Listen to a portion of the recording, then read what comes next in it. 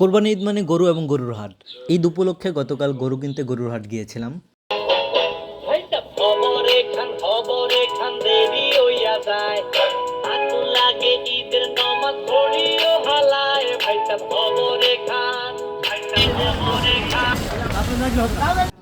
Signboard গরুর হাটে আসছি, গরু কিনতে আসছি আজকে। আজ আরেক গরুরে নিয়ে প্রায় 1 বছর পর এই গরুরে পাইছি, কথা হইতাছে।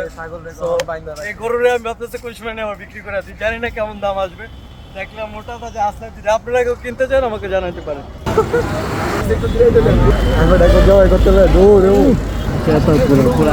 আমার ঢুকাই দেবো। তারপর একের পর এক গরু দেখা শুরু করলাম। বাজার ছিল সেদিন খুবই গরম, যার ফলে খামারিদের সাথে দাম নিয়ে খুব কষাকষি করতে হয়েছিল। কোথাও আমাদের গরু পছন্দ হলে দাম পছন্দ হচ্ছিল না, আবার দাম পছন্দ হলে আমাদের গরুটি আমাদের মানানসই লাগতেছে। 300 ভাই, বিবেক করে 300 বললেন।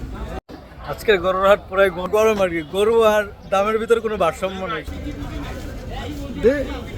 Brazil Argentina.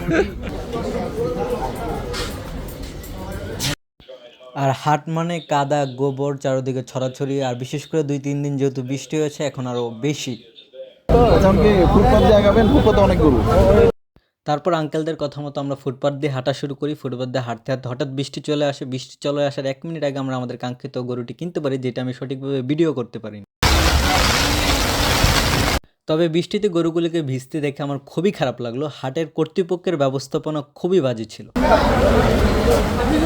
তারপর বৃষ্টির ভিতরেই গরু বিক্রেতার টাকা এবং হাসিলের টাকা আমরা পরিশোধ করি।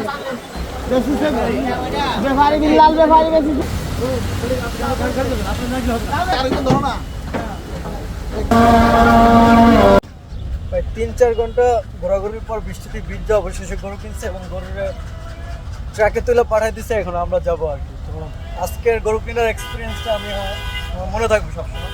অন্যরকম একটা ডিফারেন্ট এক্সপিরিয়েন্স ছিল।